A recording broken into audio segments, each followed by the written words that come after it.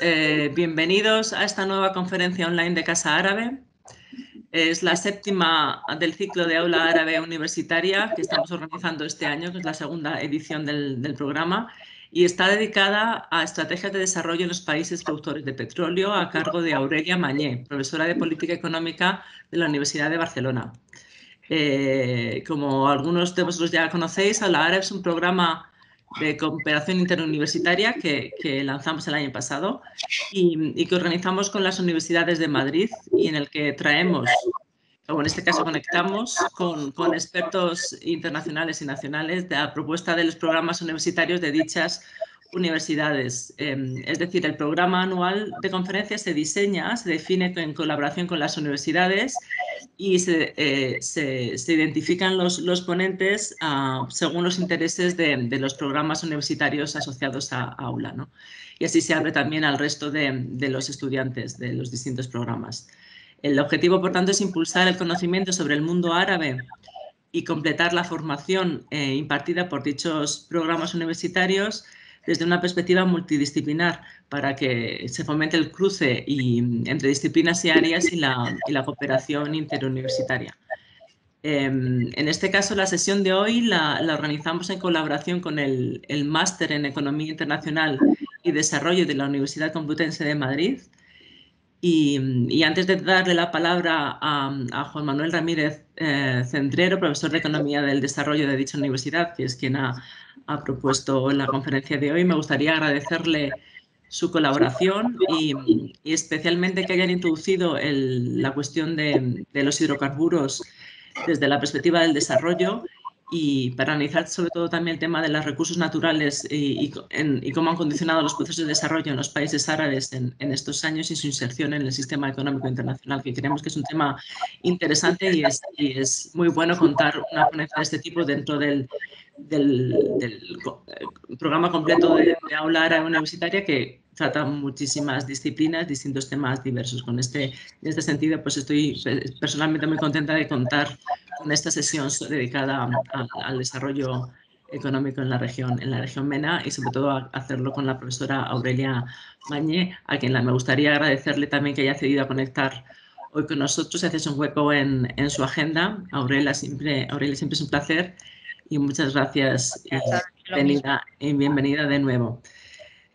Comentaros también, antes de ceder la palabra a Juan Manuel, que los estudiantes podéis, tanto de los que estáis conectados desde el aula, lo haréis a través, obviamente, del profesor, pero los que estéis conectados a través de la red podéis hacer las preguntas al chat de la plataforma, con lo que bueno, luego el profesor leerá vuestras preguntas y se las trasladará a Aurelia, porque la sesión está siendo grabada y para que así también facilitar la comunicación. Gracias a todos por vuestra colaboración y por conectaros hoy con nosotros. Y sin más, bueno, Juan Manuel, tienes la palabra cuando quieras. Gracias. Bueno, muchas gracias, Olivia. Ya es el segundo año en que se materializa esta iniciativa y también quiero decir que, por supuesto, mostrando mi agradecimiento a Aula Árabe, a la Casa Árabe, el proyecto Aula Árabe Universitaria dentro de la Casa Árabe, que es una iniciativa, insisto, que no solo se materializa en este curso, en esta actividad, sino que el resultado es que efectivamente, bueno, es una institución colaboradora del máster a la hora de acoger estudiantes en prácticas. De hecho, esta iniciativa también, bueno, fue el resultado de que hubo estudiantes de este máster que realizaron sus prácticas de máster dentro de la Casa Árabe. Por tanto, efectivamente, es una relación en ese sentido, yo creo que es mutuamente beneficiosa, ¿no? Con lo cual nos sentimos muy satisfechos, sobre todo porque se vaya manteniendo y se vaya adecuando. El año pasado la actividad fue una presentación de un libro, donde participaba también la invitada de hoy, Aurelia Mañé, sobre aquella, la segunda transición, y a partir de ahí pues hemos ido orientando más la sesión a lo que son las temáticas específicas dentro de la asignatura. ¿Por qué tiene importancia para este máster y para esta, en concreto, para esta asignatura, una sesión como la que llevamos a cabo hoy? Porque cubre un hueco que hasta ahora no hemos sido capaces quizás de completar dentro del máster, fundamentalmente porque es un campo de estudio donde, bueno, pues no disponemos de especialistas dentro del máster que puedan cubrir. Tenemos una asignatura de Economía Política de África que se centra como es sabido, en las economías de África subsahariana. Tenemos una asignatura sobre economías de Asia Oriental que se centra en economías de Asia Oriental y todo el mundo árabe y economías petroleras del mundo árabe quedan al margen. En ese sentido, esta sesión es muy pertinente porque nos permite complementar aquellos temas que ya hemos ido abordando. Hemos hablado de los procesos de modernización en el tercer mundo, hemos hablado de los proyectos tercermundistas, la importancia de la industrialización, la problemática específica de los países con inserción a partir de productos básicos. Todo ello justifica que podamos completar esa mirada a partir de la experiencia concreta de economías petroleras árabes y particularmente de dos casos, como son los casos de Argelia y de Kuwait. Todo eso justifica que pueda participar en este máster a través de esta iniciativa la profesora Aurelia Mañé. Ella es experta en relaciones energéticas internacionales, de sistemas energéticos internacionales, es experta también en estudios del mundo árabe contemporáneo. De ahí, precisamente, de esa convergencia, pues se justifica sobradamente que pueda participar en esta sesión sobre la problemática específica desde el punto de vista del desarrollo, las expectativas, las frustraciones del desarrollo en economías petroleras. Como ya os he anunciado, es una oportunidad para el máster que tiene sentido en tanto en cuanto lo aprovechéis. Y aprovecharlo es no solo estar aquí, todo el aula, todo el grupo, sino que además, bueno, pues aprovechéis sobre todo fundamentalmente hacer preguntas. Hay una propuesta inicialmente de exposición que está muy orientada a la problemática, al modo de entender el desarrollo, tal y como lo planteamos en la asignatura, ese vínculo entre las estrategias, la posición de la economía mundial, las dinámicas de la economía mundial, los condicionamientos que se establecen, pero fundamentalmente lo relevante es vuestra propia implicación y que después de la sesión, bueno, pues que efectivamente podáis formular preguntas para que en última instancia la sesión cumpla por las expectativas que justificadamente se han generado. Gracias de nuevo, Olivia, gracias, Aurelia, y a partir de ahora pues estamos escuchando, pendientes de escuchar la intervención.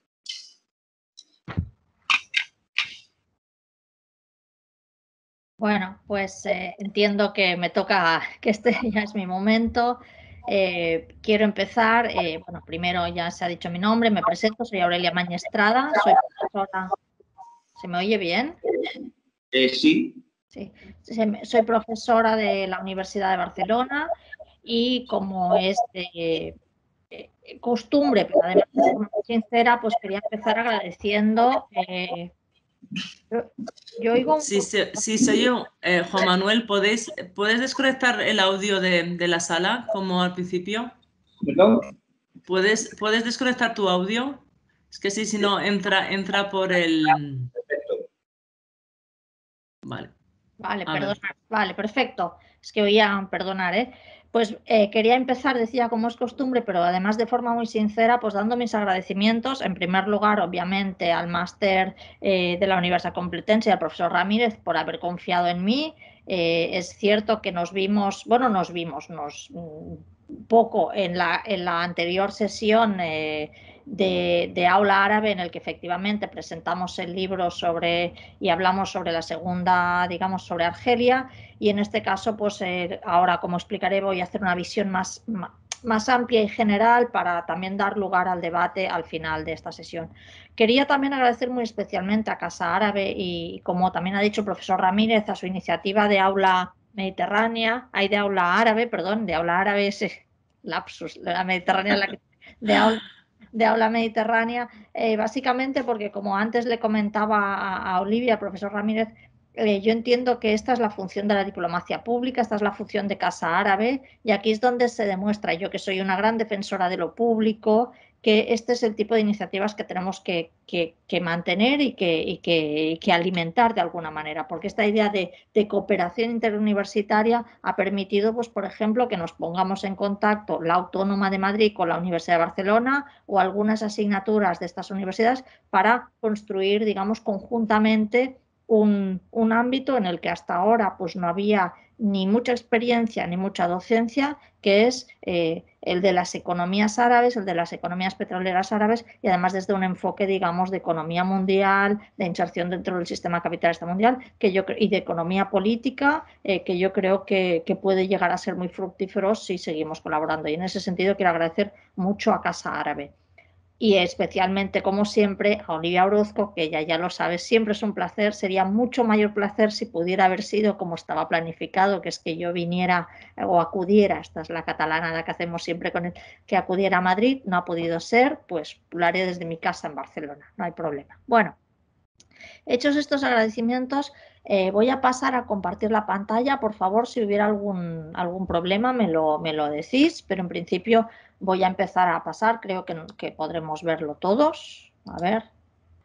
Estaba diciendo que lo que habíamos acordado tanto con el profesor Ramírez como con Olivia Orozco era hacer una pequeña, que yo haría una visión general de esta cuestión para dejar tema para el debate.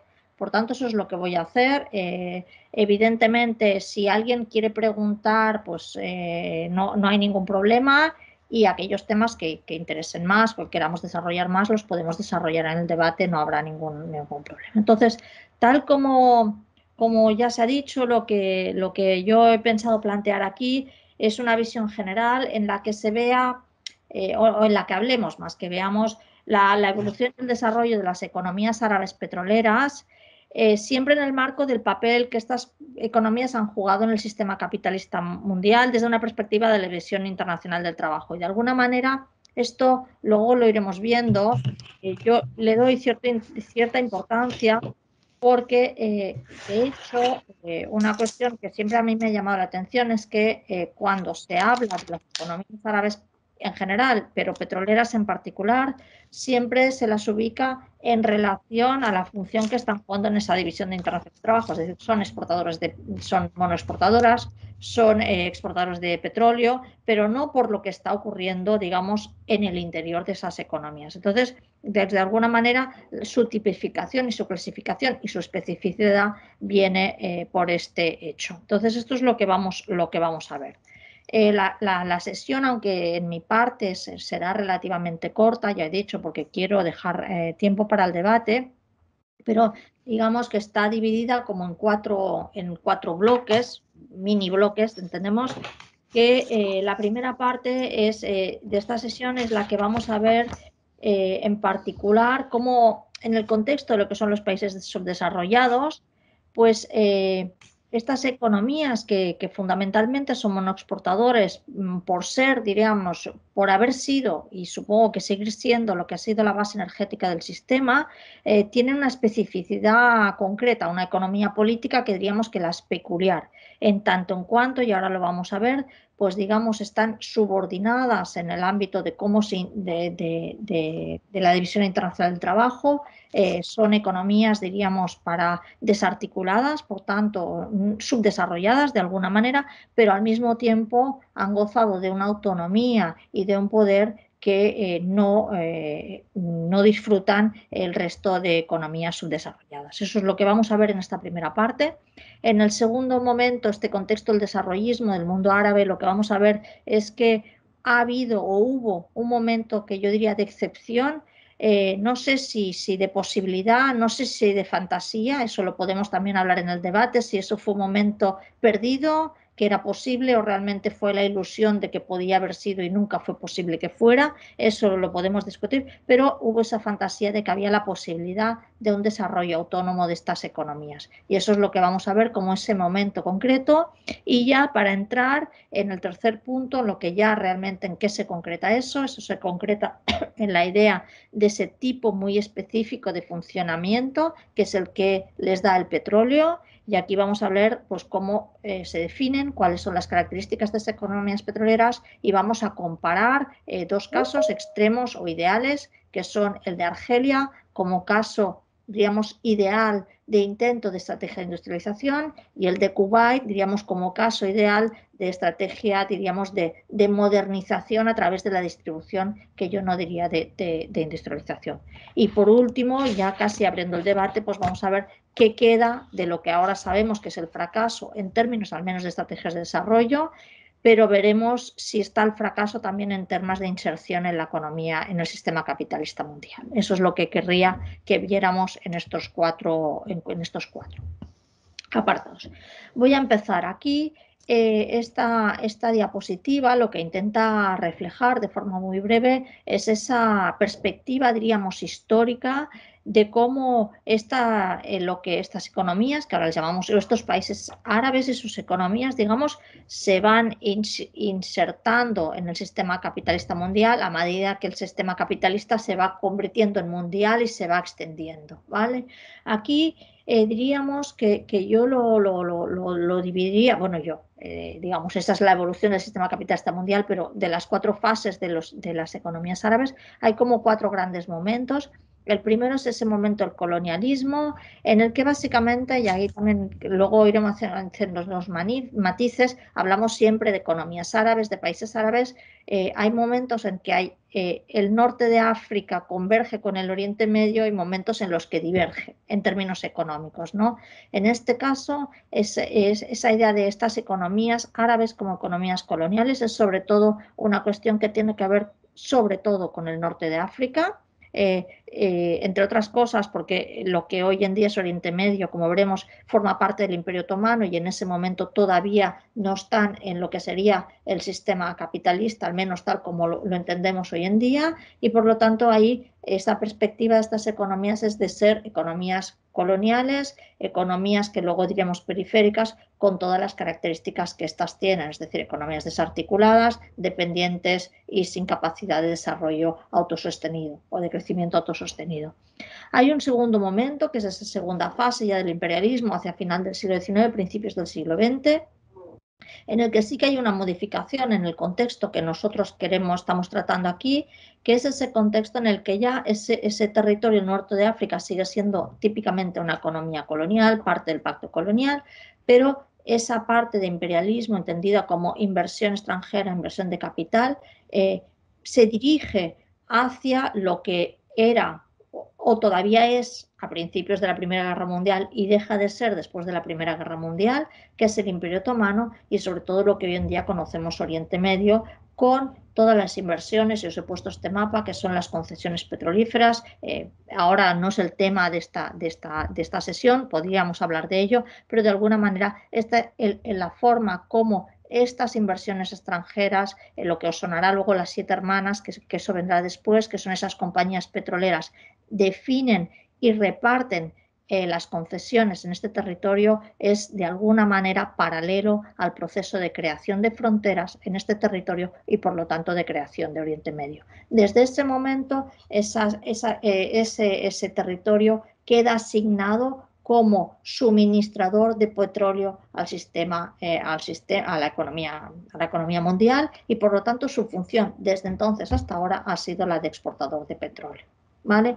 En ese contexto, avanzo rápidamente históricamente, sobre todo, hay ese momento que lo he puesto un poco separado, que es ese momento de la descolonización, porque un poco es esa posibilidad o no posibilidad que podría haber roto o no esa dinámica, y es el proceso en el que nos vamos a centrar sobre todo en la sesión de hoy, que es esa idea de cuando se empiezan a crear la independencia o se crean estados nacionales, luego si queréis lo comentamos un poco más, y ella esa posibilidad de desarrollo nacional, autónomo, autocentrado, y esa ilusión de que podría haber ahí un modo o un funcionamiento en ese momento, yo diría, parecido sobre todo a lo que eran en ese momento las economías europeas occidentales. Y por último, que esa será la parte, digamos, ya más de debates, en esta última fase en la que hemos entrado en este neoimperialismo, por llamarle de alguna manera, ese momento del capital, de un capitalismo financiero y financiarizado,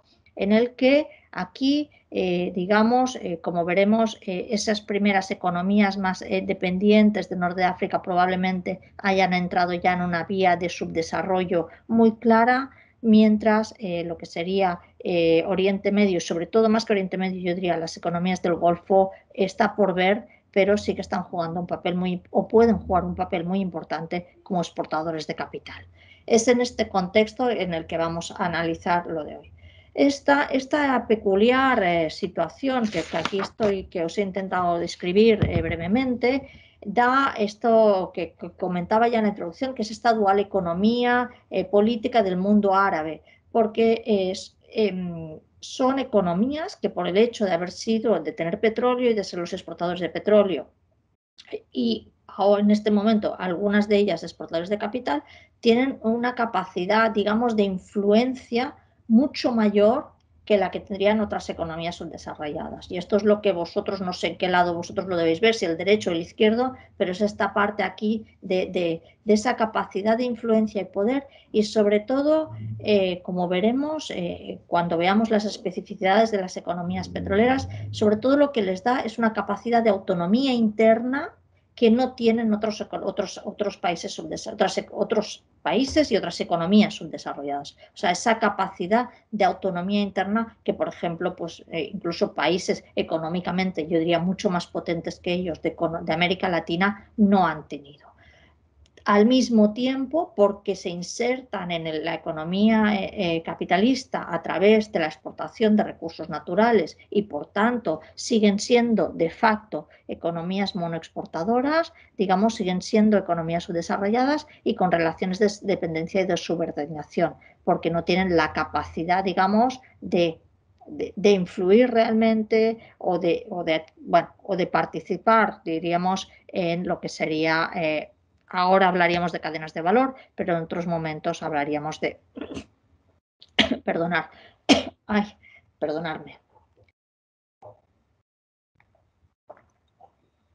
Bueno, en cualquier caso, se entiende esta idea de esa dualidad constante entre subordinación en términos de estructura económica y a lo mejor poder o capacidad de autonomía política. Eso es lo que vamos a intentar ver. Aquí, a modo de transición, pues es una diapositiva entre lo que venimos diciendo y lo que vamos a ver ahora. He puesto esta misma idea en el contexto de la evolución de los precios del petróleo, ya digamos pasados o ya casi finalizados los procesos de descolonización, y aquí lo que intento reflejar es que es lo que hoy vamos a ver en clases. Este momento es el momento bueno, digamos, es el momento de fuerte aumento, de fuerte aumento de los precios del petróleo. Es el momento en el que yo diría que en el norte de África, y aquí pongo las no petromonarquías, es decir, Irak, Siria, estas economías de Oriente Medio, pero que no son del Golfo, se da todo ese momento de intento de desarrollo autónomo, o al menos verbalmente así se expresa, mientras en lo que serían las petromonarquías se da ese modernismo. De hecho, en la comparativa que haremos, en la breve comparativa que haremos entre Argelia y Kuwait, eso es un poco lo que vamos a comentar, es decir, cómo dos modelos distintos, bueno, acaban teniendo unos resultados, como veremos, bastante similares. Luego aquí, ¿qué ocurre? Ocurre esa idea de lo que ya veremos que son las economías, esa idea de las economías rentistas, de las economías petroleras. No sé si os sonará este término, pero es decir, bueno, son economías que viven de renta y viven de la renta en el sentido económico serio, digamos, ricardiano, es decir, de la renta del subsuelo. En ambos casos son economías rentistas, pero también es cierto que aquellas que tenían menos capacidad de influencia por su fuerte dependencia de los precios del petróleo, véase Argelia, es un caso clarísimo, aquí ya entran en crisis y ya entran en esa vía que yo creo que es ya la vía hacia el subdesarrollo, mientras que lo que serían las petromonarquías del Golfo se mantienen en ese, diríamos, buen vivir que podría dar el rentismo. Y ya entraríamos a la última fase con esto, con esta dualidad que se va abriendo, o ese comportamiento dispar que en un caso, yo creo, y desgraciadamente conducirá hacia el subdesarrollo, y en otro caso veremos, pero que en este caso les está dando mucho protagonismo por ser exportadores de capital.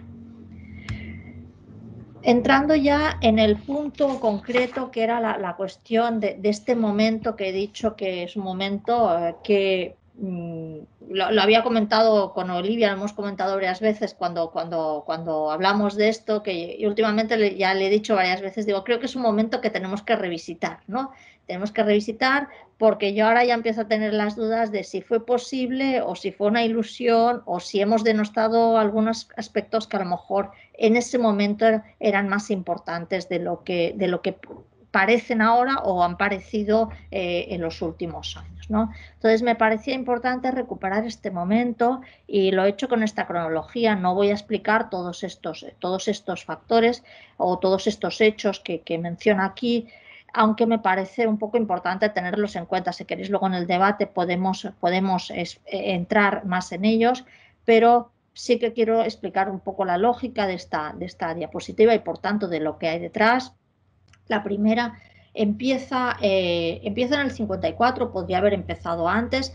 De hecho, os pongo una referencia aquí que es 1952. Estoy segura que lo habéis hablado en clase. Ese momento de Alfred Sauvy, cuando se define el tercer mundo en relación a lo que sería, o haciendo un paralelismo a lo que sería el tercer estado en el momento de la Revolución Francesa. Y el tercer mundo son esos países que existen, que están excluidos, pero que tienen capacidad de acción.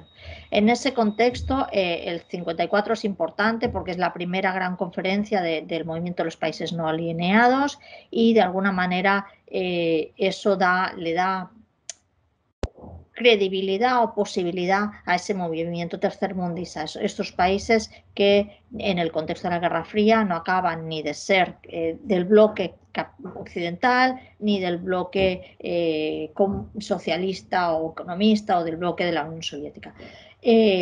También es cierto, y aquí querría insistir un momento, que el hecho de que existiera la Unión Soviética explica mucho de lo que ocurrió, porque la Unión Soviética, más allá de tantas otras cosas, en ese momento es el ejemplo pues, de que es posible una industrialización rápida y un desarrollo rápido. Y por tanto, ahí también hay que entender ese contexto, es decir, que aunque vengas de una, bueno, en su caso se hablaba de capitalismo atrasado, sea lo que fuere de lo que se hablaba en ese momento, eso también es otro tema que no aquí, pero que también habría mucho que debatir, pero en cualquier caso lo que sí que es cierto es que lo que demostró la Unión Soviética es que con inversiones de capital importantes e industrialización se podía lograr niveles de crecimiento y de desarrollo muy significativos hasta el punto de que mandaron el famoso Gagarin, mi gran héroe, pues que mandaron al hombre la luna antes que, al espacio, perdón, antes que los Estados Unidos.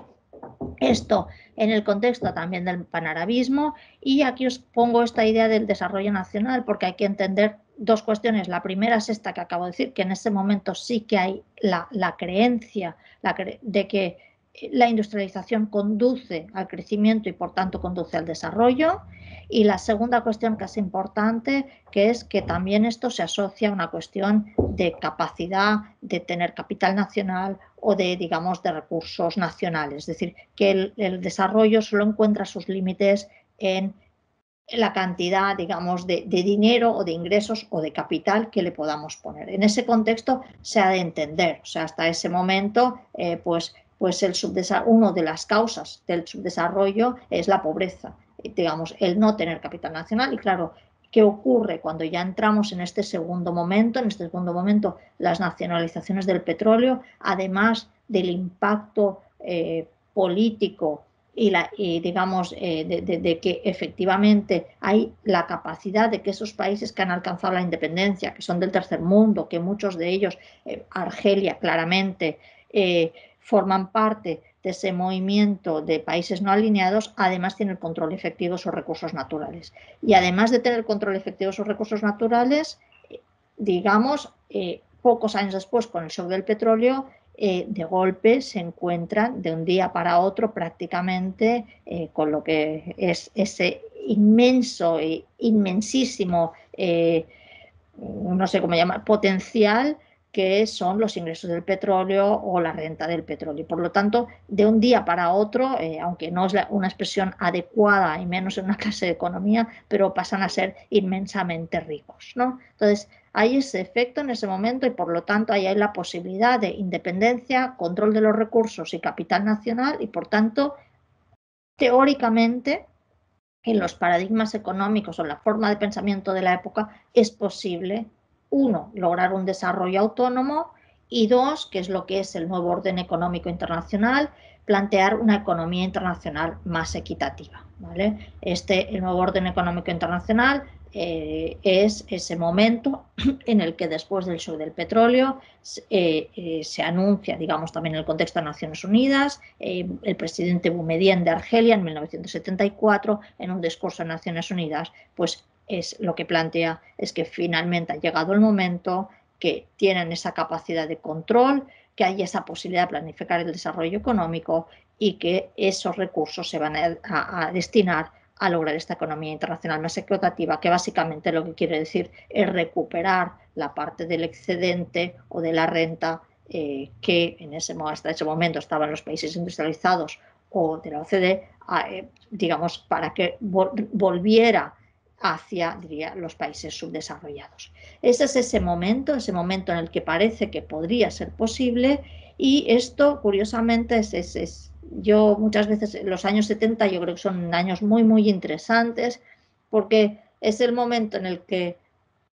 todavía todo es posible y todo empieza ya a no ser posible, ¿no? Y curiosamente es en ese momento que hay la capacidad de control de los recursos naturales, en ese momento en que aparentemente, y digo aparentemente, tampoco es el tema de la clase de hoy, pero si queréis luego lo discutimos, porque yo tengo serias dudas de que realmente fuera solo una acción unilateral la que llevara a ese aumento de los precios del petróleo, pero aumenta los precios del petróleo, aumenta los ingresos, aumenta la renta, aumenta la posibilidad de financiación de modelos de desarrollo, y al mismo tiempo, porque eso ocurre, se genera una cantidad de liquidez inmensa en el sistema,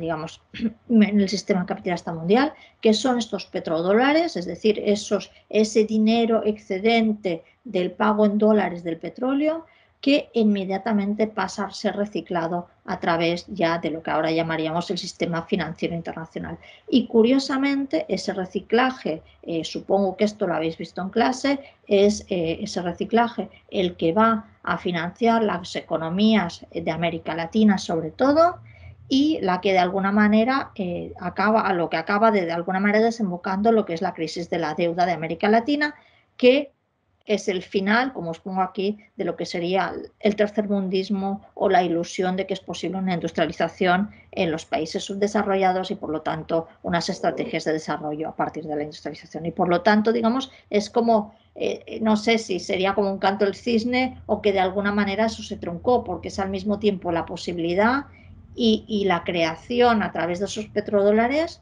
de lo que acabando, valga la redundancia, con esa misma posibilidad, porque como bien sabéis, pues después de la crisis de la deuda ya vendrán los planes de ajuste del Fondo Monetario Internacional y ya cambiaremos totalmente de paradigma de política económica en el contexto mundial.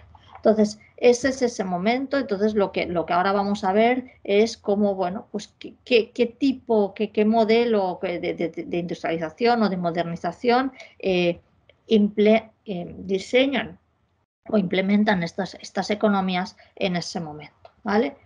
Para esto, y entramos ya en el tercer punto, lo que quería que viéramos es qué significa ser una economía petrolera, ¿vale? Que es algo poco distinto, y también ahí hay una especificidad que también permitirá explicar otras cosas que van más allá también del contenido de esta clase en concreto. Os he hecho este esquema, no os lo he hecho porque este esquema ya ha ido viajando conmigo desde hace muchos años, lo he ido cambiando, lo he ido modificando, pero digamos es de los esquemas que ya llevan muchos años acompañándome en mis explicaciones. Pero básicamente aquí lo que veis es esta raya. Esto quiere decir que esto es el interior, digamos, de estas economías. Recordar esa cuestión que había comentado al principio, de esa dualidad entre subordinación y autonomía interna. Aquí es donde se ve bien. ¿Por qué? Porque aquí estamos viendo que la base, digamos, de esta economía son estos recursos naturales, los hidrocarburos, que efectivamente, como os pongo aquí, son el principal componente del PIB. Como media, en todas estas economías, los hidrocarburos pueden ir desde el 20% del PIB hasta el 30-40% del PIB, en función de cómo evolucionan los precios del petróleo. De hecho, son la única fuente de excedente nacional y por tanto, son además monoexportadoras. ¿Qué es lo importante? Y aquí es donde se entiende muy claro ese componente de subdesarrollo económico, ese componente de subordinación. ¿Por qué? Porque la valorización, para obtener todos esos ingresos, y esa renta, eso se tiene que vender o valorizar, si queréis, se ha de realizar en el exterior. Es decir, estas economías, y esto es lo que distingue las economías petroleras, por ejemplo, de economías productoras de petróleo que no son economías petroleras. Es decir, Estados Unidos es uno de los primeros productores de petróleo del mundo. Canadá es uno de los primeros productores del mundo. Noruega es exportador de petróleo, pero no es ni monoexportador, y además, en el caso de Estados Unidos, por ejemplo, o de Rusia, también sería otro caso, este petróleo se vende en parte internamente, hay capacidad de realización interna y por lo tanto no hay solo esa dependencia, diríamos, del mercado. Perdonad, es que el mouse me va, quería hacer un poco de enseñar, bueno, pero si no lo veis, perdonadme, esto es cosas de la técnica, digamos que solo es vendiéndolo en el mercado internacional y por lo tanto ahí se entiende también ese componente de extraversión y de subordinación. ¿Qué ocurre aquí? Pues ocurre que una vez se venden en el exterior, estos ingresos evidentemente pues pasan a la compañía que está extractora. Puede ser una compañía petrolera nacional, desde el momento de la nacionalización, que es el momento que estamos nosotros viendo aquí, efectivamente es nacional, pero podría ser un consorcio internacional en el que también participara una compañía nacional. En cualquier caso, sea como fuere, pensad que esto es una venta, bueno, no me va, dale, perdonad, bueno, que esto es más fácil.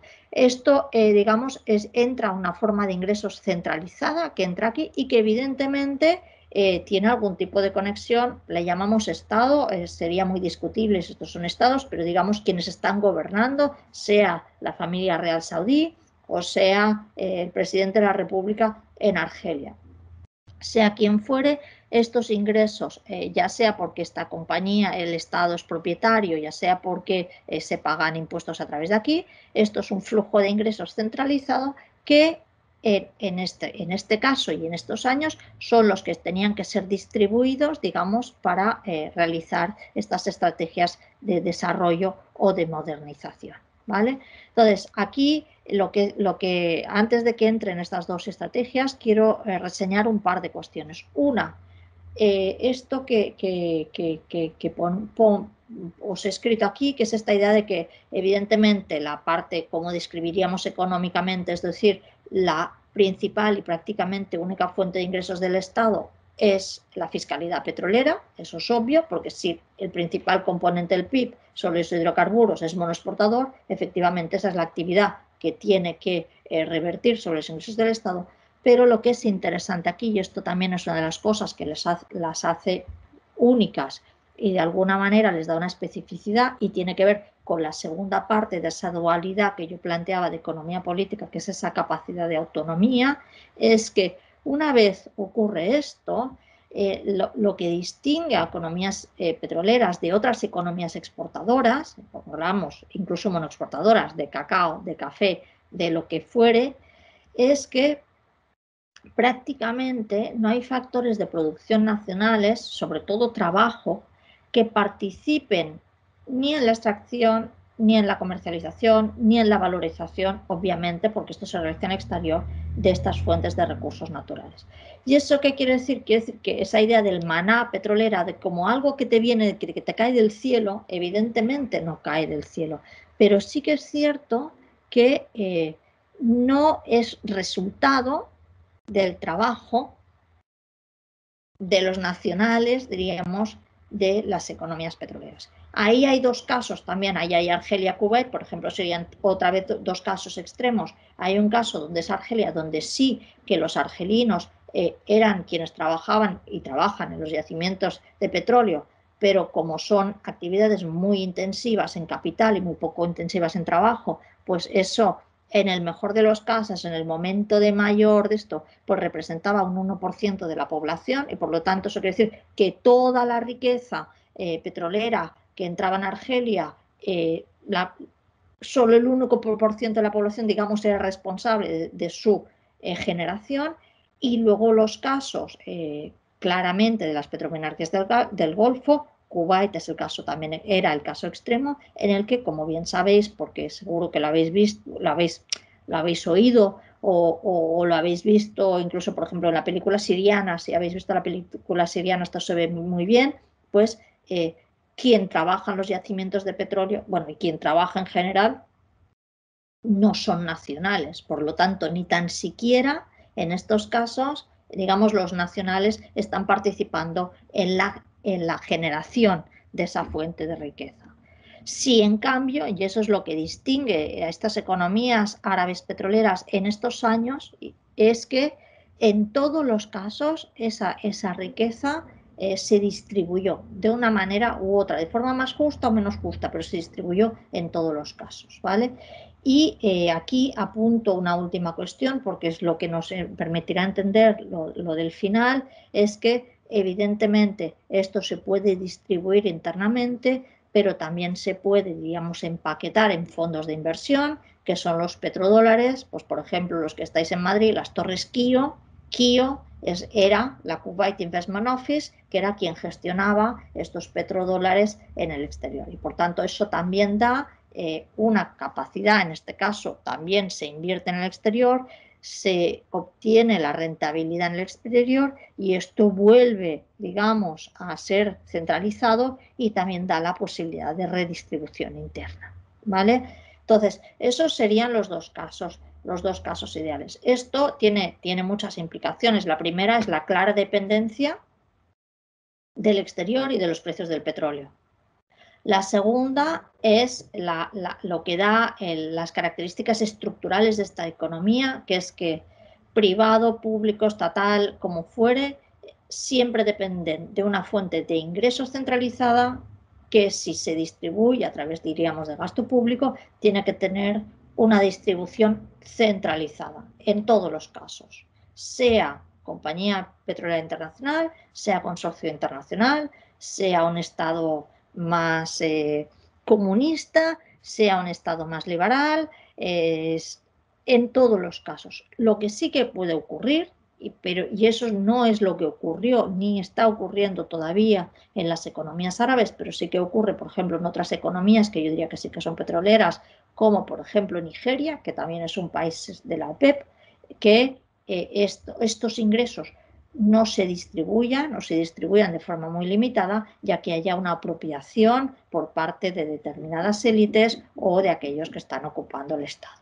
¿vale? O pongamos un caso que no sería una economía petrolera porque no se ha producido todo esto, pero por ejemplo Guinea Ecuatorial, pues si miráramos las características tendría muchas de estas, simplemente esto es un gran consorcio, simplemente quien se está aquí es la familia Obiang, y esto no se distribuye, por tanto no revierte y por tanto no cumple todo este funcionamiento que sí que ha existido a lo largo de estos años en estas economías petroleras, pues no ocurre en Guinea y sí que ha ocurrido en las economías árabes petroleras. Y la tercera cuestión que quería resaltar aquí es que, claro, visto así, se entiende, que no quiero decir que sea la única razón,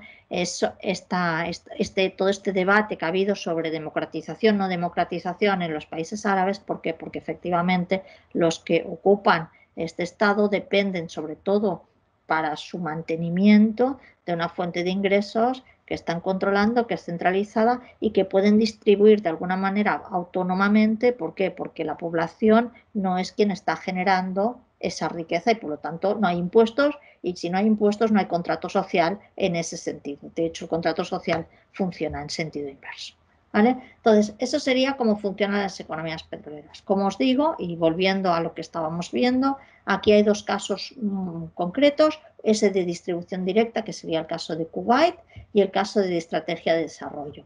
En aras a la brevedad solo he puesto dos recuadros, pero luego en el debate podemos hablar mucho más de ello. Aquí fijaros que son dos casos muy distintos. Uno, pues os he puesto aquí sus principales características. Kuwait antes del 86, estoy hablando, era en este caso una monarquía, resultado de ese imperio otomano. Es un país muy pequeño, muy rico en hidrocarburos, por tanto con gran capacidad, digamos, de renta per cápita, para que nos entendamos, y también es importante que solo un tercio de la población tiene ciudadanía kuwaití. Fijaros que ya os he dicho que quien está trabajando los yacimientos no son los kuwaitíes, pero sí que son los kuwaitíes quienes se benefician de esos ingresos, ¿no? ¿Qué es lo que se hizo en ese momento? En ese momento no se plantea, más allá de verbalmente, realmente una industrialización, ni tan siquiera en Arabia Saudí, que es un mayor, y de hecho lo que se hizo es, ahora diríamos, una política directa de distribución por medio de regalos y activos financieros e inmobiliarios. O sea, por el hecho de ser kuwaití como por el hecho de ser saudí, recibes determinadas cosas que pueden ir desde casas a cuando te casas te dan un regalo, tienes derecho a los hospitales, tienes derecho a tener participaciones en los fondos soberanos, en KIO, etcétera, y se crea una especie que evidentemente no es estado del bienestar, porque estado del bienestar es un concepto muy concreto y además asociado a los estados modernos liberales, pero por medio de la creación de una red social que incluye, pues eso, regalos de boda, inscripciones al gimnasio, etcétera, y bueno, y los cubaitíes forman parte de un parafuncionariado, es decir, pues si os fijáis, no sé, bueno, ahora no habrá Juegos Olímpicos, pero si hubiera Juegos Olímpicos, pues veréis que la mayoría de seleccionadores de la cubaitíes, pues todos se llaman Al-Shabaab, pues quiere decir que forman parte de esa familia cubaití y que es ese parafuncionario. Y efectivamente reciclaron sus petrodólares a través de KIO. Argelia es totalmente lo opuesto en ese sentido. Argelia, para empezar, no es una monarquía resultado del reparto de Imperio Otomano, es un país que nace de una traumática colonización muy excluyente, hoy diríamos casi de un apartheid que dura más de 100 años, una guerra de liberación tremenda de 7 años y por tanto ahí hay como toda una reivindicación de lo que es la independencia, de lo que es el antiimperialismo, de lo que es el socialismo, etcétera. ¿Vale? Es un país mediano en términos de población y lo era, ahora cada vez, y menos rico en hidrocarburos. Y en vez de hacer esa política, diríamos, de distribución directa, lo que se hizo es una política de industrialización planificada, que este es un dato que a mí siempre me llama mucho la atención. O sea, Argelia yo creo que es la economía del mundo que tuvo la tasa de formación bruta de capital fijo sobre el PIB, es decir, aquella parte del PIB que se volvía a reinvertir en la economía supuestamente de forma productiva más alta del mundo. Entonces, eso en términos, vosotros que creo que ya habéis visto lo que era la industrialización por sustitución de importaciones y la importación por promoción de exportaciones, pues de hecho lo que es una industrialización, diríamos, por sustitución de importaciones, pero con ciertas diferencias. Esa idea de las industrias industrializantes son las grandes industrias, industrias más tipo soviético, es decir, la siderurgia, la mecánica, la metalúrgica, la electrónica, la eléctrica, y esa idea de industrias industrializantes es muy, diríamos, muy ilustrada en el sentido de la ilustración, ¿no? Y muy de los años 60 es esa idea de que la industria y la economía lleva al progreso, lleva al desarrollo, abre las mentes y que por lo tanto el hecho de que se implantaran esas industrias no solo tendrían efectos de rastre en otras economías, sino que modificarían, diríamos, lo que es la mentalidad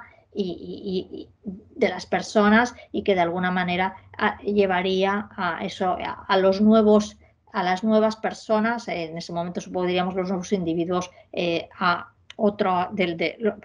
los nuevos argelinos a lo que sería el progreso, el desarrollo y el bienestar en el marco del siglo XX. Esa era la idea de las industrias industrializantes y de hecho allí lo que se hizo es una inversión, no os he traído los datos, pero sí que luego lo queremos, se intentó esa industrialización de forma masiva. Y en ese sentido crear una especie de Estado soviético, y ahí se tiene que tener mucho cuidado. Yo sostengo que no hay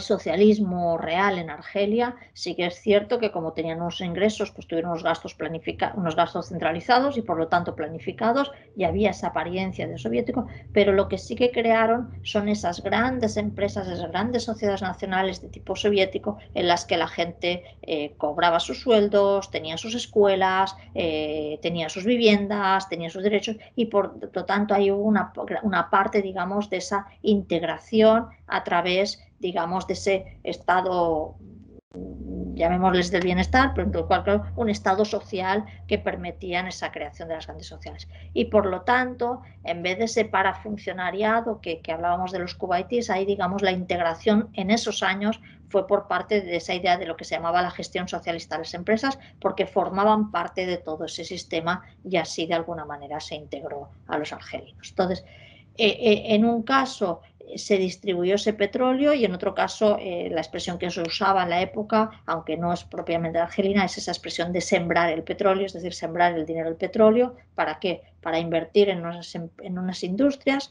que eran estas industrias industrializantes, que en el caso argelino se tenían que destinar a como la mayor parte de la población todavía estaba en el campo, era población agrícola, digamos, a la modernización del sector agrícola, tractores, canalizaciones, fosfatos, abonos, etcétera, pues para aumentar la productividad y modernizar el campo, a partir de aquí generar una cierta capacidad de demanda efectiva interna que fuera, digamos, demanda para las industrias manufactureras que ya se podrían construir, digamos, porque tenían la tecnología y la maquinaria de las industrias industrializantes. Todo esto, con el tiempo, pues generaría un excedente que sustituiría a los hidrocarburos como fuente de financiación nacional.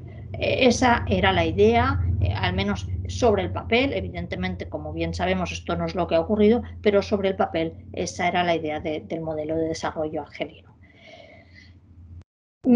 ¿Qué ocurrió? Pues un gráfico, a veces aquello, una imagen vale más que 1000 palabras, una imagen vale más que 1000 palabras, a mí estos gráficos me divierte mucho hacerlos. Este gráfico aquí lo que veis es la evolución de los precios del petróleo y la evolución de la economía kuwaití y de la economía argelina. Aquí se ve una diferencia, que es el momento de la invasión de Irak, de Kuwait por parte de Irak, digamos que este es el momento Kuwait en el que no, pero ¿qué es lo que se ve aquí? Que digamos la evolución, que no el volumen, no la cantidad, pero en el sentido ha sido similar. Esto sería un resumen de que podríamos decir que al final, digamos, macroeconómicamente al menos, ambas economías han tenido resultados similares, porque lo que esto nos está diciendo es que la evolución de todos los grandes agregados macroeconómicos, tanto de Kuwait como de Argelia, evoluciona en función de cómo evolucionan los precios del petróleo en el mercado internacional y que por lo tanto siguen siendo economías extremadamente dependientes de ese petróleo, ¿vale? ¿Cuál es el resultado? Pues ahí hay dos, otra vez volvemos a esa dual economía política.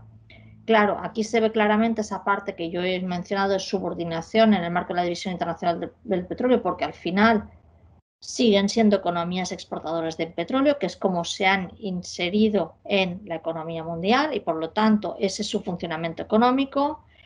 Pero en algunos casos, como decía, es verdad que han sido economías, en todos los casos, tanto en el caso argelino como en el caso kuwaití, ahora luego lo matizaré, que han tenido una mayor soberanía y una mayor autonomía interna que el resto, perdón, de las economías subdesarrolladas, a cambio, digamos, de ser también grandes compradores de consumo, de inversión exterior, porque claro, todo este dinero en parte se invierte como petrodólares y en parte pues son divisas que sirven para comprar importaciones en el exterior de todo tipo. Entonces, ese es el resultado.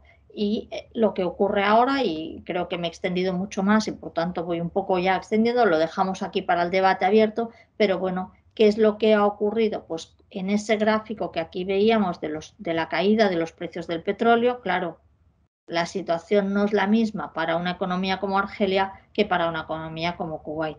En un caso, Argelia, no solo Argelia, pero sobre todo Argelia, entra en una crisis profunda que le aboca a tener que potenciar más esa parte, digamos, de dependencia, de subordinación y por tanto de subdesarrollo, y en otro caso, digamos, porque se han podido mantener y son economías pequeñas y han, digamos, ahorrado, si queréis, digamos así, sus petrodólares, pues en este momento están en una situación de predominio, yo diría, y de mucha importancia, pues porque lo vemos todos los días en nuestra vida. Ay, perdonad, no sé qué pasa, lo vemos todos los días, pues con todos los fondos desde Qatar, Arabia Saudí, etcétera. Ahora estoy ya haciendo un salto muy largo, pero digamos ese es el resultado final, que si queréis es lo que podemos comentar en el debate. Y yo por ahora lo dejaría aquí y que estoy abierta a todas las cuestiones que queráis hacerme. Muchas gracias. Muchas gracias, Aurelia. Muy interesante. Si te parece, no sé si Juan Manuel tiene activado el micro y hay preguntas del público. A mí la verdad es que me ha encantado tu intervención. Hay 3 puntos que me parecen muy interesantes, tanto el tema de de la diferencia entre procesos de industrialización y modernización, y también todo el tema que has hablado de la autonomía o del espejismo, ese espejismo de autonomía, ¿no?, que hay en un momento dado con la nacionalización de las empresas petroleras y la gestión de las rentas del petróleo, ¿no? Y luego también todo el tema del reciclaje de los petrodólares que me ha encantado. Si quieres luego lo comentamos más, y yo tendría algunas preguntas, pero no sé si hay algunas preguntas de la sala o en el chat. Juan Manuel, te dejo ahí tú para que dinamices, me pago. Bien, bueno, en primer lugar, creo que ha sido una exposición clara, con todos los elementos recogidos inicialmente en la propuesta y con todos los elementos a partir de los cuales yo creo que formular una aproximación sistemática a la problemática y los desafíos del desarrollo de las economías petroleras. En ese sentido, creo que, bueno, perfectamente, desde luego, ajustada, ¿no?, a los requerimientos que podíamos haber formulado desde el máster. Por tanto, pues mi enhorabuena y las gracias, lógicamente, para Aurelia, ¿no? Yo sí quería formular, mientras surgen algún tipo de preguntas, que no he registrado ninguna en el chat, pero mientras surgen algún tipo de preguntas, si hay algunas cuestiones que me gustaría plantear, sobre todo porque mientras escuchaba la reflexión, ¿no?, y el análisis con respecto a los desafíos del desarrollo en las economías petroleras árabes, me surgía la comparación de problemas similares en economías petroleras latinoamericanas, que es una buena economía donde durante algún tiempo he estado dedicando, pues, estudios y reflexión. Y a partir de ahí hay dos aspectos fundamentales que en esas experiencias desarrollistas a partir de los recursos naturales y del petróleo en concreto en la economía latinoamericana han estado muy presentes, y me gustaría que Aurelia, pues, planteara reflexiones sobre estos dos elementos también para el caso de las economías petroleras árabes. Son dos aspectos concretos, como digo. Uno, que se refiere al papel del mercado interno, y el segundo, que se refiere a los mecanismos de control de la renta petrolera. Me detengo brevemente en cada uno de ellos. Por una parte, la cuestión del mercado interno, aparte de que forma parte, llamemos, lógicamente, de los principales conceptos a partir de los cuales se configuran las estrategias de desarrollo, junto con el papel del Estado, junto con el crecimiento, junto con la industrialización. En el caso de las economías petroleras en América Latina, y insisto, me interesa particularmente ver cómo se materializa eso en las diferentes economías árabes, ha sido un elemento que se ha planteado como contrapunto a la orientación exportadora, es decir, economía especialmente exportadora volcadas hacia el exterior, donde la explotación del recurso se orientaba a la obtención de rentas exportadoras, de divisas, para intentar a partir de ahí mantener los mecanismos básicos del modelo. Frente a esa orientación exportadora, que era por una parte muy coherente con una economía de enclave, se ha buscado potenciar un mercado interno como destino preferencial de esa producción petrolera a partir fundamentalmente de la transformación de la misma. ¿Cómo queda esa búsqueda del mercado interno? ¿Cómo queda la importancia del mercado interno en estas experiencias? Porque en países como Egipto, Siria, Irak, la propia Argelia, creo que sí pudo ser un elemento importante dentro de la configuración del propio modelo, quizá no tanto en el caso de las monarquías petroleras del Golfo Pérsico. Y por otra parte, otro elemento muy importante y que, digamos, es objeto de controversia dentro de la justificación y la implementación de estrategias de desarrollo a partir del petróleo en América Latina es el control de la renta petrolera. En el caso de las economías árabes, el único mecanismo de control por parte del Estado de la renta petrolera o de control nacional de la renta petrolera. Juan Manuel, perdona, es que se oye, creo que Aurelia está teniendo problemas para oírte, porque ¿sí? se oye con doblete. No sé si podrías conectarte con el audio mejor del portátil. Bueno, la primera pregunta, si he entendido bien, es un poco comparar esas economías petroleras árabes con las de América Latina, que entiendo que sobre todo debemos estar hablando aquí de México, Venezuela, en un primer momento, probablemente luego Ecuador, pero básicamente serían esas. Entonces, primero quiero dejar una cuestión clara que sí que las diferencia a unas de otras, por una cuestión, digamos, de historia, que es que una cosa que distingue a las economías árabes petroleras del resto de economías petroleras es que su creación como Estado está asociado al hecho del petróleo, ¿vale? Cosa que, por ejemplo, no ocurre en Venezuela y no ocurre en México, necesariamente, ¿vale? Entonces, eso es lo primero, es decir, claramente en el caso de Oriente Medio, o sea, las fronteras van con el petróleo y, por lo tanto, ab initio, o sea, no se entiende ni Irak ni sin ello. Y en el caso de Argelia, y sería más discutible, pues por ejemplo Libia, etcétera, pero todo ese movimiento ya, el de la independencia argelina, digamos, o lo que sería ya Gaddafi en esos años, va asociado al hecho del petróleo. Por lo tanto, eso es algo que las distingue.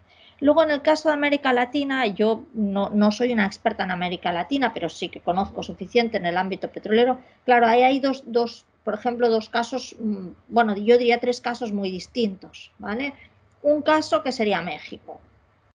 México es un país que efectivamente, salvo en los momentos estos duros de la crisis de la deuda de los años 80, es un país que yo no definiría hasta ahora como economía petrolera, como la definí al principio. ¿Por qué? Porque Pemex efectivamente produce sobre todo y básicamente para el mercado interno. Y por lo tanto, el grueso de Pemex es el mercado interno mexicano. Más, aunque exporte, digamos, tiene esa dualidad. Entonces, eso no es estrictamente una economía petrolera. Sí que es cierto que permite, o en algún momento les ha permitido tener unas divisas adicionales, como por ejemplo sería el caso de Noruega, que eso les permite, pues, realizar unas políticas de gasto o de inversión mayores de las que podrían realizar si no tuvieran esos ingresos. Y efectivamente eso también genera un cierto clientelismo, como en todos los casos, a través de la distribución de esos ingresos del petróleo. Ese sería el caso mexicano. El caso venezolano es distinto porque por dos razones, yo creo. Una histórica, que podría coincidir con México, pero es por su gran conexión de sus exportaciones de crudo con el mercado estadounidense históricamente, ¿vale? Y porque PDVSA es una compañía verticalmente integrada, es decir, que va desde la extracción hasta la comercialización diríamos, en el extranjero y también en Estados Unidos. Entonces, el juego entre el mercado interno de PDVSA puede ser a veces Estados Unidos, de alguna manera, aunque sea un mercado externo, pero es PDVSA quien vende directamente Estados Unidos, o en algunos casos ha sido Venezuela. A pesar de ello, no ha sido, yo creo, la búsqueda del mercado interno en Venezuela lo que ha pretendido PDVSA, y de ahí parte también de todos los conflictos que ha habido con el chavismo durante todos estos últimos años, ¿vale? Y el tercer caso, yo diría, de economía petrolera, por ejemplo, sería Ecuador, ¿vale? Ecuador es una economía que en ese sentido se parecería más a las economías árabes, no, digamos, en términos de autonomía política, ni mucho menos, y de soberanía, pero sí con el hecho de que su sector petrolero es básicamente un enclave, diríamos, en la terminología que nosotros emplearíamos, es básicamente un enclave petrolero de exportación de petróleo, que es cierto que es un enclave que, depende de los momentos, ha permitido tener mayores o menores ingresos. Entonces, yo creo que ese es un poco las tres tipologías. ¿En qué se parecen y en qué no? Aunque sí que es cierto que, bueno, Egipto es un caso es mucho más complejo que lo que yo he contado, porque Egipto es una economía en la que los recursos naturales le vienen ya mucho después. O sea, en los años 20 Egipto, pues como bien sabemos, era un país con una cierta clase media, con una cierta articulación económica, con un sector manufacturero, claramente el algodón, y por tanto allí había todo, digamos, no sería tampoco, yo creo, el tipo de país del tipo de economía de la que estamos hablando aquí. Es cierto que en Siria e incluso en Túnez en los años 70, que exportaba un poco de petróleo, hubo ahí un intento de creación de una industria nacional. Ahí sí, claro que el mercado interno se quedó pequeño enseguida, y además el petróleo también se quedó pequeño enseguida, así que tampoco hubo mayor opción. Pero, por ejemplo, Argelia, sorprendentemente, Sonatrach no ha desarrollado mercado interno, y Argelia sigue importando todos los derivados del petróleo. o la mayor parte de derivados del petróleo. Por tanto, de alguna manera, eso no ha sido, porque su función claramente es ser exportador de petróleo. Esa es la función a la que se asignó, o sea, desde el origen, Oriente Medio, ahí es donde nace lo que se llama el petróleo internacional, que es ese petróleo que se extrae en un sitio para ser empleado en otro, estrictamente, y que no va a ser su petróleo. Y de alguna manera la OPEP, el pacto de la OPEP, desde mi modo de ver, y esa sería mi interpretación, es ese pacto, es el pacto de que vamos a producir solo petróleo para la exportación y para mantener la estabilidad en el mercado petrolero internacional. No sé si con esto respondo. Esta era la primera cuestión, digamos, el papel, ¿no?, del mercado interno y de la pretensión de anclar el crecimiento al mercado interno, intentar buscar modelos más autocentrados frente a una vocación exportadora. ¿Qué presencia ha tenido en los diferentes países? Y nos ha quedado claro que hay diferencias entre una parte de Egipto, podríamos decir, Egipto y Argelia, en el caso del norte de África, de países donde ha tenido más peso el mercado interno, o países, digamos, con vocación exportadora de Argelia, como es el caso también de la monarquía del Golfo Pérsico. Hay una segunda cuestión que me interesa también, que son los mecanismos de control de la renta petrolera. Da la impresión que el único mecanismo que se ha mencionado, me parece el único que se ha activado como tal, es la nacionalización. A partir de los años 70, aparte también una de las demandas clásicas en el marco del nuevo orden económico internacional, pero no se han articulado, impulsado, discutido otro tipo de mecanismos a partir de los cuales controlar por parte del Estado la renta petrolera. Ha sido fundamentalmente el control de la producción, dejando al margen la comercialización, impuestos y otros mecanismos. Yo creo, creo que no, y además también yo cada vez discuto más hasta qué punto la nacionalización realmente les da esa capacidad de control.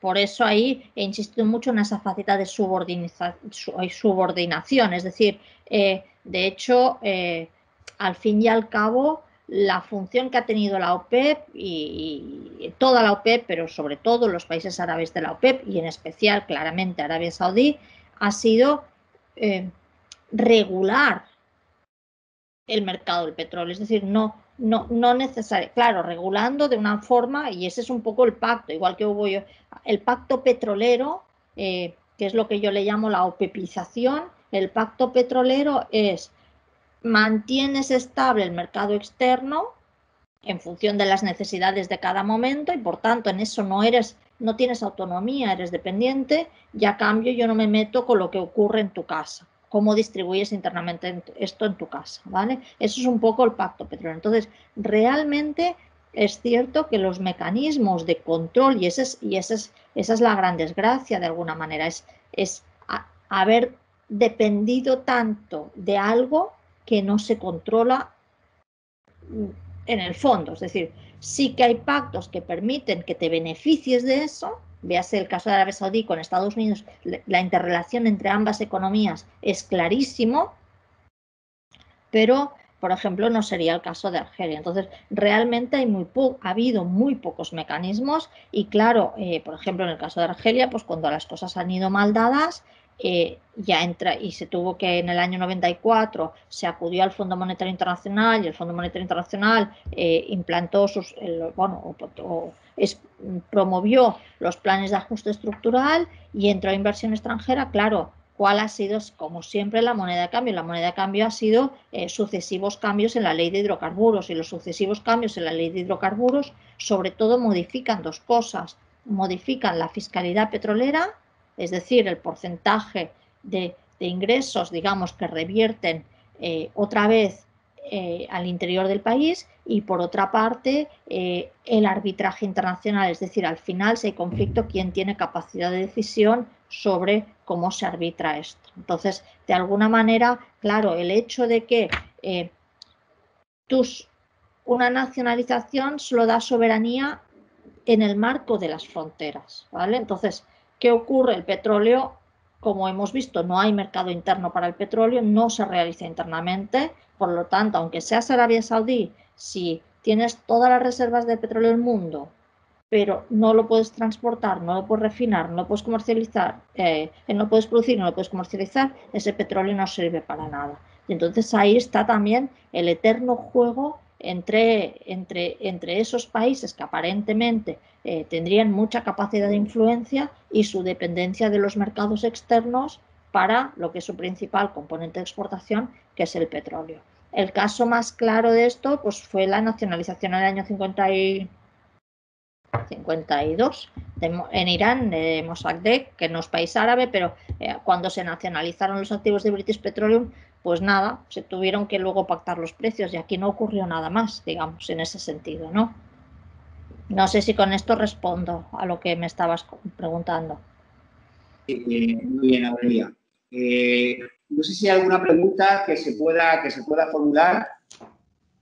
Sí, va a haber preguntas desde el aula por parte de los estudiantes. Si no se oye, lo que sí podéis hacer es acercaros y aquí utilizar el micrófono. ¿Perdón?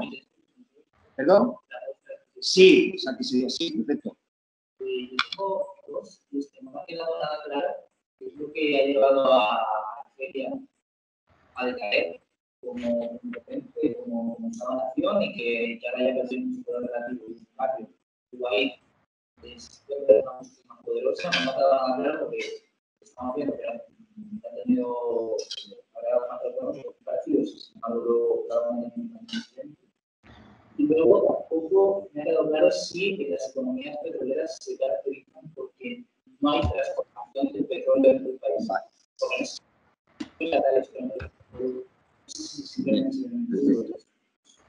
Aurelia, no sé si has escuchado la pregunta o la formulo bien, entiendo. Por favor, no bien.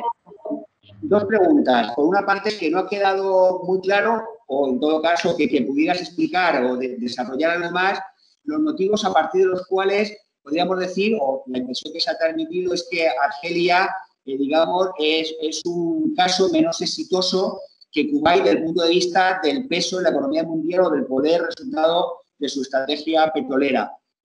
¿Cuáles serían los factores a partir de los cuales, bueno, pues se podría explicar esa evolución, parece que diferente, de Argelia, cada vez más encogida, con menos peso y con un proceso más bloqueado que en el caso de Kuwait, por una parte? Y la segunda pregunta se refiere a que si se podría definir una economía petrolera como aquella que es incapaz de transformar la materia prima, el hidrocarburo, el petróleo, en productos más elaborados, en desarrollo de industrias asociadas. Ese sería el rasgo distintivo. Vale. A ver, sobre lo primero, que entiendo bien que es por qué Argelia no tuvo el éxito que tuvo Kuwait. Juan Manuel, perdona, Juan Manuel, ¿puedes apagar el audio que si no se le oye dos veces a Aurelia? Gracias.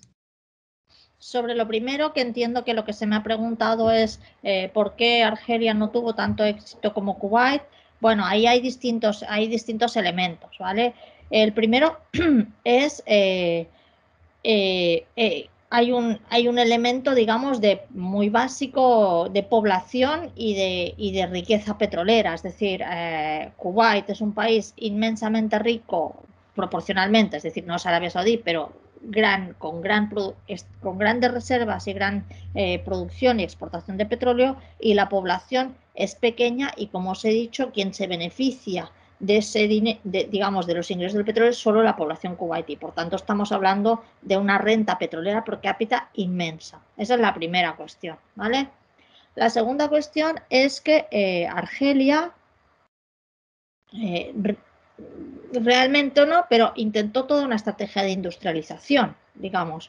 Entonces, ahí, de alguna manera, se perdió una ocasión. Se perdió una ocasión porque se malbarató muchísimo dinero en un contexto, esto seguro que lo habéis visto en clase, pues todo este contexto de la industrialización, de la compra de industrias de llave en mano, producto en mano. Yo creo que todos estos términos os servirán, que eran grandes empresas, grandes industrias que se implantaban en contextos en los que no existía ni el entorno, ni las infraestructuras, ni los suministros, ni la calificación profesional para que esas empresas funcionaran, y por lo tanto eso de alguna manera, entendedlo, pero fue tirar ese dinero a la basura, ¿vale? Otra cosa es que sirvió para otros motivos políticos, para legitimación, sirvió para mantener el nivel de vida de mucha gente, no estoy discutiendo eso, pero no sirvió para la industrialización, ¿no?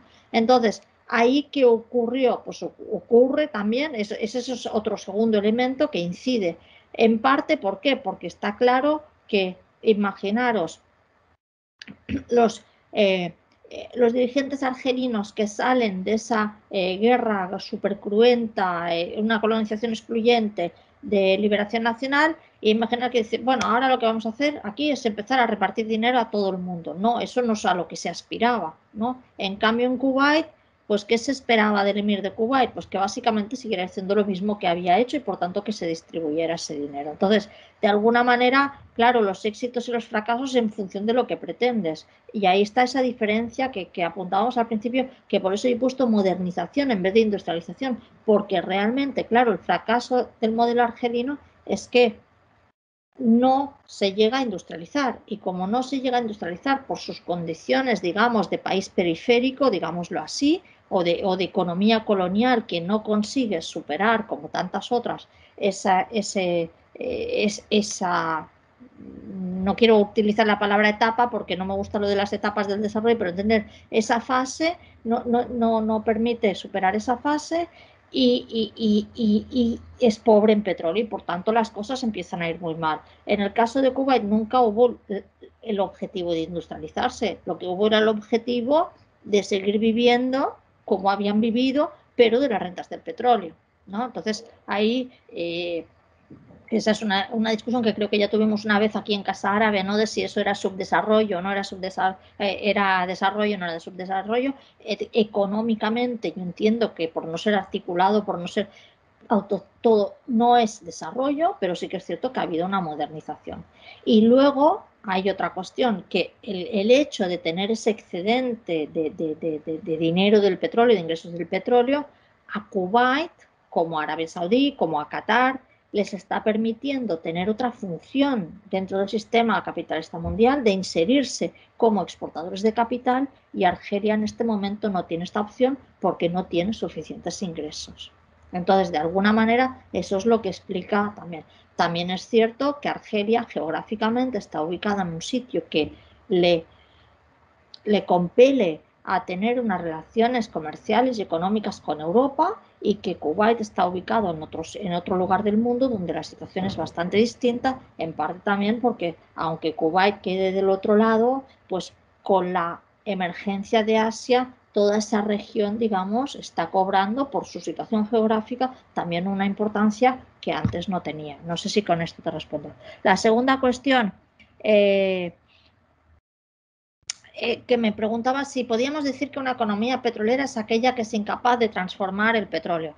Yo diría que la respuesta es no. Es decir, tal como yo defino aquí economía petrolera, la economía petrolera sería aquella, una, que tiene el petróleo, digamos, que lo nacionaliza y que de alguna manera lo distribuye, ¿vale? Es autónoma, esa idea de autonomía que yo decíamos. Por ejemplo, Guinea, os he puesto el ejemplo de Guinea, pero es que es un caso muy extremo.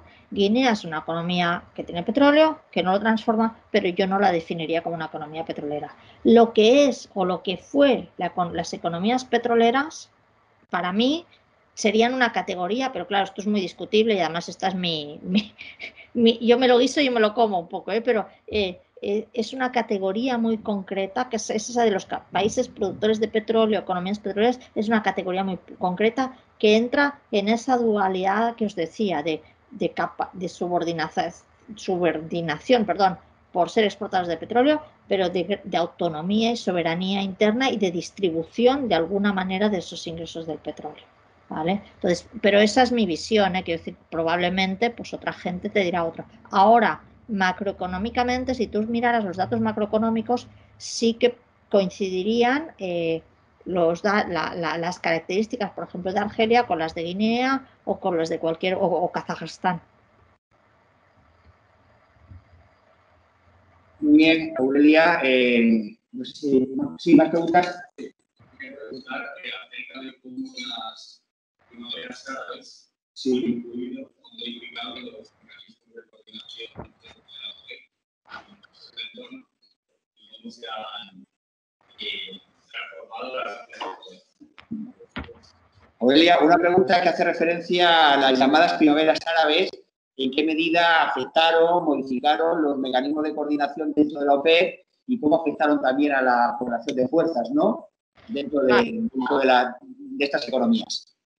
Yo aquí, digamos, lo formularía al revés. Es decir, que probablemente las primaveras árabes en parte fueron como fueron porque ya no funcionaban los mecanismos de coordinación de la OPEP. Es decir, no que no funcionaban los mecanismos de coordinación de la OPEP, que yo creo que no han funcionado nunca. O sea, eventualmente en el año 73 y nunca más, ¿vale? Lo que sí que ha funcionado es la función de Arabia Saudí como regulador de este mercado del petróleo, ¿vale?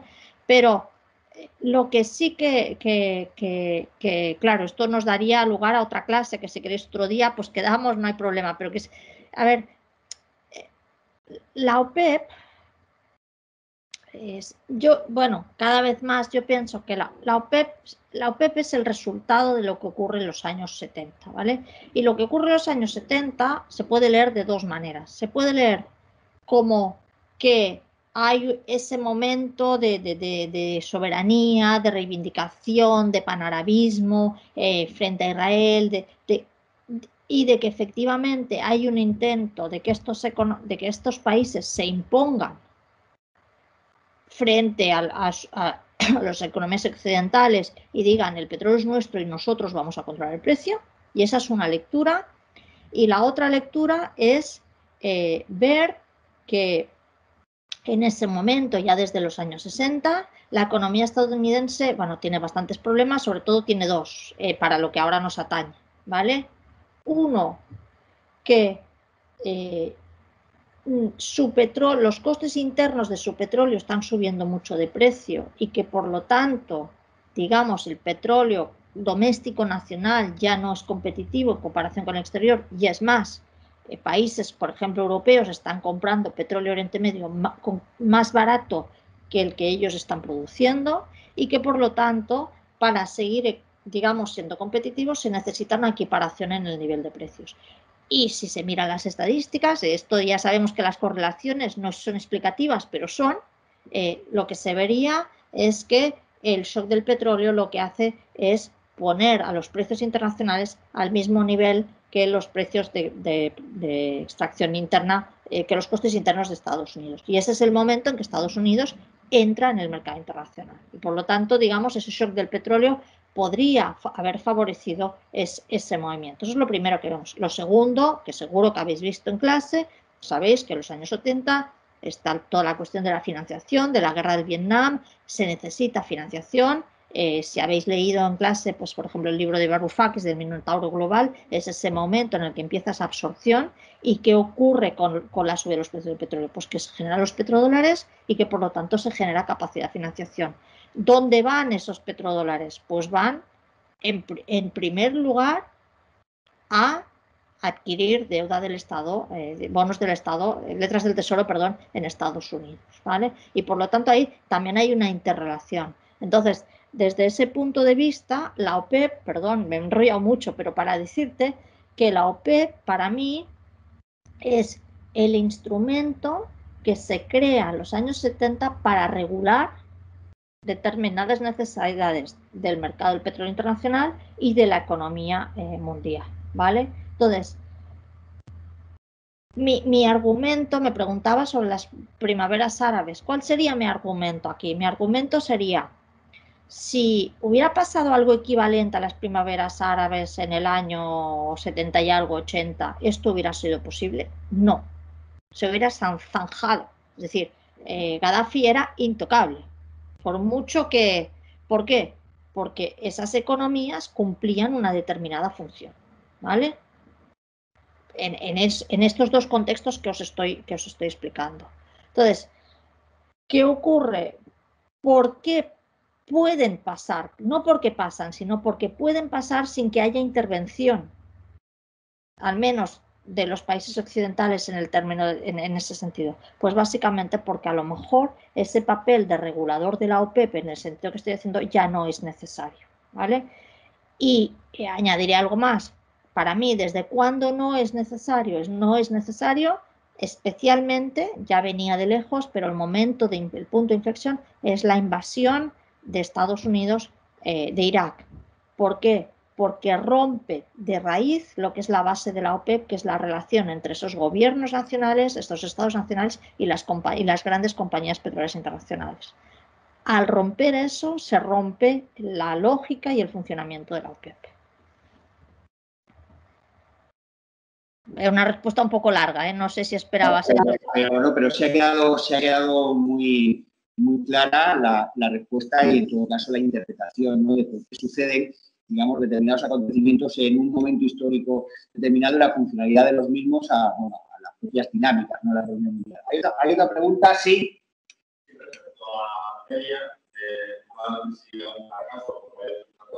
Sí. Si hubiera tenido una visión más largoplacista, tan completa, tan infectada, probablemente sería más poblativa, más la educación, la sanidad, si hubiera podido tener un desarrollo y bueno, y también esa idea de hacerlo todo a corto plazo estaba o sigue siendo determinada por la economía mundial como dar respuesta a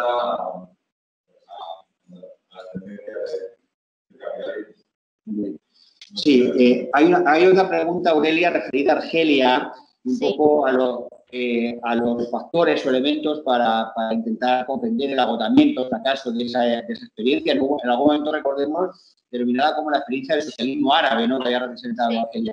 Y si el fracaso se puede asociar quizá a una visión muy cortoplacista que podría quizá haber sido más viable si hubiera puesto más énfasis en transformaciones más a largo plazo. Creo que he transmitido la pregunta. Sí. Bueno, sí.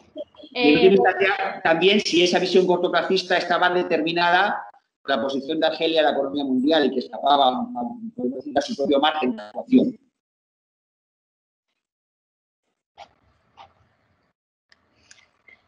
Bueno, intentaré hacer una respuesta más corta, aunque esta la podría hacer muy larga. A ver, yo creo que ahí intervienen dos factores, como siempre. Es decir, hay una parte en la que, digamos, por cómo se crea Argelia, por cómo se crea el Estado argelino, este es uno de los temas que yo siempre, digamos, he desarrollado. Allí hay digamos, una crisis básica de legitimación de alguna manera y una necesidad de hacer las cosas rápido, efectivamente, y ahí entraría ese cortoplacismo, ¿no? El socialismo, yo creo que es más un discurso que una realidad, pero ahora a lo mejor no es el momento de discutirlo, pero sí que es cierto que de alguna manera al final era más importante la estabilidad política, diríamos, que el resultado económico.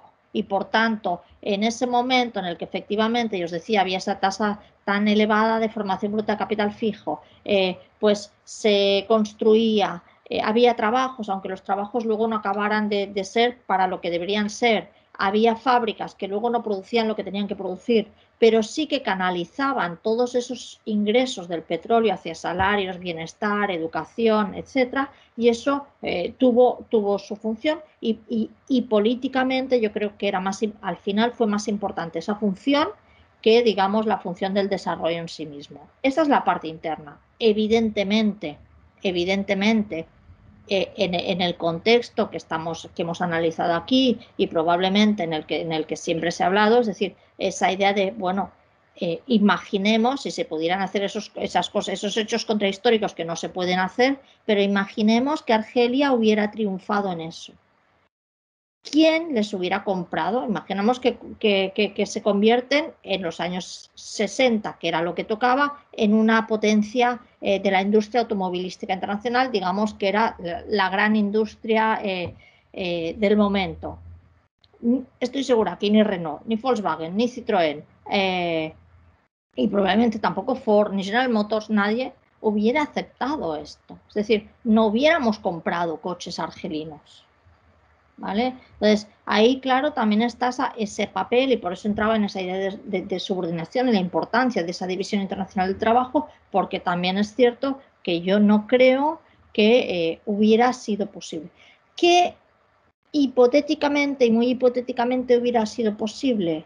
Si el panarabismo hubiera sido una realidad económica, de creación de una región mucho más amplia, a lo mejor eso sí que hubiera sido posible, ¿vale? Pero claro, si empezamos ya por el norte de África, ya sabemos que para empezar, Argelia y Marruecos, que es su vecino, no se hablan. Es decir, es que ni tan siquiera la creación de un mercado y de unas ciertas economías de escala a nivel microrregional nunca fueron posibles. Entonces, claro, por ejemplo, Túnez en los años de Bourguiba, también Túnez tenía petróleo y exportaba petróleo, de hecho tenía una cierta... Pero claro, intentó ahí, por ejemplo, se intentó una industrialización, yo creo que más, un poco más, bueno, porque venía de una situación distinta, y ese intento de creación de un mercado interno, eso fracasó en 2 minutos, porque claro, el mercado interno tunecino es que no es, o no es para el nivel de inversiones que requería eso. Muy bien, muchas gracias, Aurelia. En todo caso, una última pregunta. Creo que pasamos sobre la hora, por encima de la hora prevista con Aurelia, que no hay ninguna pregunta más, comentario. Bien, bueno, pues nos hemos pasado casi media hora de lo inicialmente previsto, Aurelia. Te agradezco enormemente, ¿no?, la disposición. Y por mi parte, desde luego, bueno, pues remarcar, insistir una vez más en lo pertinente de la sesión, que creo que, bueno, porque ha cubierto, ¿no?, con creces los objetivos planteados inicialmente. Sí, yo muchísimas gracias también a los dos. El chat no hay ninguna pregunta, Olivia. Ya, no. Que han sido las del público de la sala allí, que yo tenía unas cuantas, pero los voy a dejar porque se nos hace muy tarde. Yo creo que ha sido muy interesante, habéis abierto muchas áreas, además también ha estado muy interesante la comparación regional, ¿no?, con Latinoamérica. Yo creo que también hubiese sido interesante para otra sesión las implicaciones a nivel del tema del reciclaje que comentabas de los petrodólares y la crisis de deuda en América Latina, y cómo luego la crisis de deuda también tiene lugar en los países árabes y todo en los procesos de reajuste, ¿no?, y hacia dónde va eso, pero eso para otra sesión. Yo creo que bueno, pues nos has hecho pensar y también, bueno, pues ver los desarrollos que han ocurrido hasta a nivel de los mercados del petróleo desde otra forma, desde múltiples dimensiones, que, bueno, tendremos que seguir analizando. Y si me permites avanzarlo, que, bueno, estos temas queremos seguir tratándolos. Estamos intentando montar un seminario sobre economía política en la región que tratará sobre todos estos temas, especialmente, y todo el tema de la inversión de la región en los procesos de desarrollo en el sistema económico internacional, ¿no? Y bueno, esperamos que en cuanto la pandemia lo permita, podamos ponerlo en marcha para el año que viene, o que sea para el segundo semestre. Y nada, agradeceros de nuevo la conexión a los dos entre las dos universidades, y, bueno, todas las universidades que se han unido y las personas que también se han conectado. Y, bueno, pues nada, seguimos en contacto. Ahí esta tarde anunciar, comentaros que también tenemos una sesión esta tarde que estará relacionada porque inicialmente había 2 sesiones de aula, porque íbamos a hacer un seminario también presencial en Casa Árabe en torno al tema de economía política, porque esta tarde tenemos la conferencia de Luis Martínez sobre el Estado en los países árabes tras las revueltas, y seguro que también tocará alguno de los aspectos que se han comentado aquí, ¿no?, sobre cómo la configuración del Estado a la vez de estas economías petroleras, ¿no? Y nada, pues invitaros a que os unáis esta tarde a las 6, y, bueno, que sigamos en contacto para las siguientes sesiones. Muchísimas gracias a los dos y a todos los asistentes.